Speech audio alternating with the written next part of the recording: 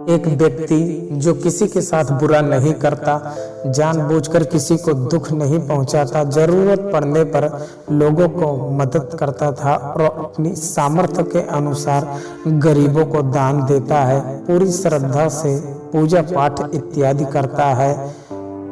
लेकिन जब ऐसे व्यक्ति के साथ कोई अनहोनी, बड़ी दुर्घटना या अन्याय होता है या कुछ गलत होता है तो लोगों के मन में सिर्फ एक ही प्रश्न उठता है कि अच्छे लोगों के साथ ही बुरा क्यों होता है।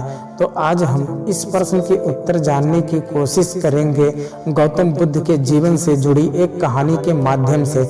गौतम बुद्ध के समय में उनका एक अनुयायी हुआ जिसका नाम था महाकाल।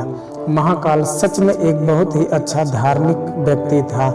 वह लोगों की मदद करता, गरीबों को दान देता, किसी के साथ अन्याय नहीं करता और बुद्ध द्वारा बताए गए पंचशीलों का पालन करता था।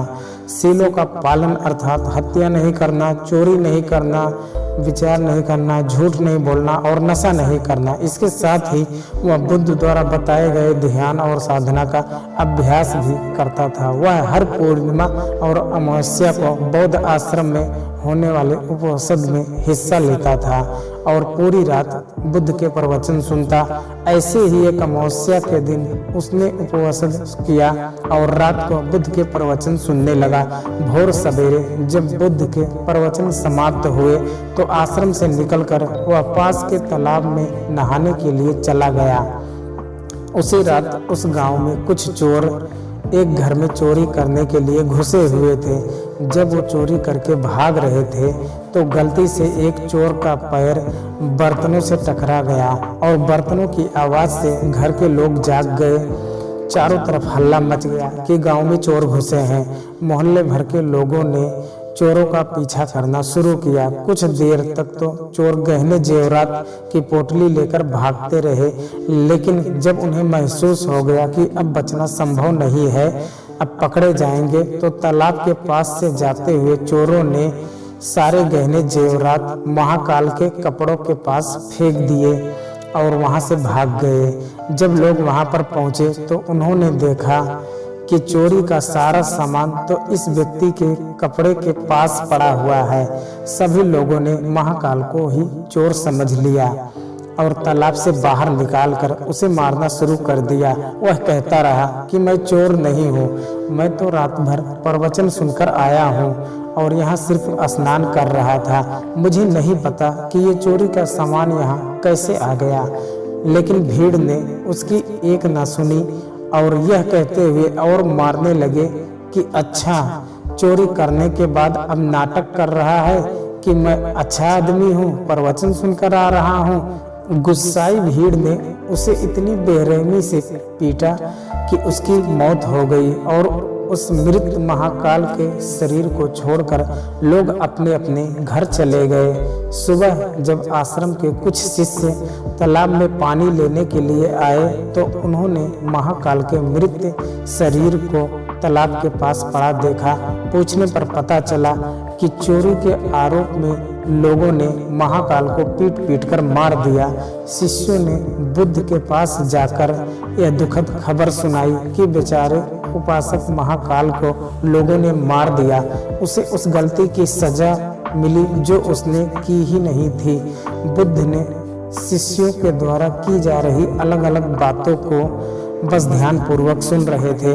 तभी उनमें से एक शिष्य बुद्ध से पूछ लिया कि बुद्ध, ये बात तो आप भी जानते हैं कि महाकाल कितना अच्छा इंसान था। उसने कभी किसी के साथ कुछ गलत नहीं किया, फिर उसके साथ ही इतना गलत क्यों हुआ? बुद्ध ने कहा, महाकाल इस जन्म में तो अच्छा था, लेकिन आज जो भी उसके साथ हुआ ये उसी के कर्मों का फल है जो उसने पूर्व जन्म में किए थे। अपने पिछले जन्म में महाकाल वाराणसी के राजा के यहाँ एक राज्य अधिकारी था। वाराणसी के पास एक बड़ा सा व्यवसायिक गांव था जहां पर पहुंचने के लिए एक जंगल को पार करना पड़ता था। लेकिन उस जंगल में कुछ लुटेरे रहते थे जो कि वहां से गुजरने वाले राहगीरों और छोटे व्यापारियों के सामानों को लूट लिया करते थे। व्यापारियों ने वाराणसी के राजा से अपनी सुरक्षा की गुहार लगाई तो वाराणसी के राजा ने अपने उस राज अधिकारी को कुछ सैनिकों के साथ व्यापारियों से कुछ धन लेकर उन्हें जंगल पार कराने के काम पर नियुक्त कर दिया। राज अधिकारी महाकाल भी अपने काम को पूरी ईमानदारी से कर रहा था। वह लोगों से कुछ धन लेता और अपने सैनिक भेजकर उन्हें सुरक्षित जंगल पार करवा देता था।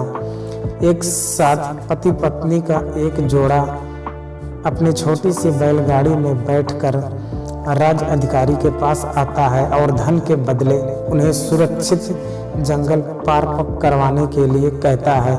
लेकिन राज अधिकारी यह कहते हुए उन्हें मना कर देता है कि अभी जल्द ही रात होने वाली है, इसीलिए वो उनकी और अपने सैनिकों की जान खतरे में नहीं डाल सकता। उन्हें जंगल पार करने के लिए सुबह तक का इंतजार करना पड़ेगा। वो पति पत्नी बहुत आग्रह करते रहे कि रात होने में अभी बहुत समय है, वो जंगल पार करा दे, लेकिन राज अधिकारी नहीं मान रहा था और उन्हें सलाह देता है वो रात भर यहीं रुके और उनके रहने और खाने की व्यवस्था वो खुद करवाएगा। पति पत्नी को मजबूरन उस राज अधिकारी की बात माननी पड़ती है। असल में उस राहगीर की पत्नी बहुत सुंदर थी, जिसे देखकर राज अधिकारी उस पर मोहित हो गया था। उस पर काम वासना हावी हो जाती है और जब व्यक्ति पर काम वासना हावी हो जाती है तो उसे सही गलत कुछ समझ नहीं आता है। वह आसक्ति की आग में जलकर अंधा हो जाता है और यही उस राज अधिकारी के साथ भी हुआ। उसने उन दोनों के पति पत्नी रहने के खाने की व्यवस्था तो कर दी, लेकिन साथ ही वह उसकी पत्नी को पाने के तरकीब भी सोचने लगा। उसे एक तरीका सूझा। उसके पास एक बड़ा सा हीरा था। उसने उस हीरे को रात में चुपके से उस आदमी के बैलगाड़ी के सामान में छुपा दिया और सुबह होते ही हल्ला मचा दिया कि उसका कीमती हीरा किसी ने चोरी कर लिया है। उसने अपने सैनिकों को आदेश दिया कि हर एक व्यक्ति की सामान की तलाशी लेने के बाद ही उसे आगे जाने दिया जाएगा। सैनिकों ने तलाशी ली तो योजना के अनुसार हीरा उस पति पत्नी की बैलगाड़ी के सामान में छुपा मिला। राज अधिकारी उस व्यक्ति को सभी के सामने एक कहते हुए पीटने लगा कि मैंने तेरे रहने और खाने की व्यवस्था की और तूने मेरे साथ ही गद्दारी की। उसके साथ उसके सैनिक भी उस आदमी को पीटने लगे और पीटते पीटते उस व्यक्ति की वहीं मौत हो गई। बाद में राज अधिकारी ने अपने रुतबे और दौलत के दम पर उस स्त्री को अपनी पत्नी बना लिया, क्योंकि पिछले जन्म में महाकाल ने सिर्फ उस स्त्री को प्राप्त करने के लिए उसके पति पर झूठा आरोप लगाकर बेवजह उसकी हत्या कर दी थी। इसीलिए पिछले जन्म में ही उसकी मृत्यु के पश्चात उसे नरक प्राप्त होता है और नरक में बहुत दुख भोगने के बाद उसे यह इंसानी जीवन मिलता है। लेकिन इस जीवन में भी उसके पिछले कर्म उसका पीछा नहीं छोड़ती है और उसके साथ भी वैसा ही होता है जैसा उसने उस स्त्री के पति के साथ किया था। महाकाल को उस चोरी की सजा मिलती है जो उसने की भी नहीं थी। उसने इस जन्म में तो अच्छे कर्म किए थे, लेकिन उसके पिछले जन्म के बुरे कर्मों की वजह से आज उसकी यह दुर्गति हुई है। बुद्ध ने आगे कहा, तो भिक्षुओं, अगर इस जन्म में किसी अच्छे व्यक्ति के साथ बुरा होता है तो वो उसके पुराने जन्मों के पाप ही होते हैं, जिनका फल उसे इस जन्म में भुगतना पड़ रहा है। इसलिए मैं तुमसे कहता हूँ कि तुम अपने आज के कर्मों को सुधारो ताकि तुम्हारे आने वाले जन्म भी सुधर जाएं।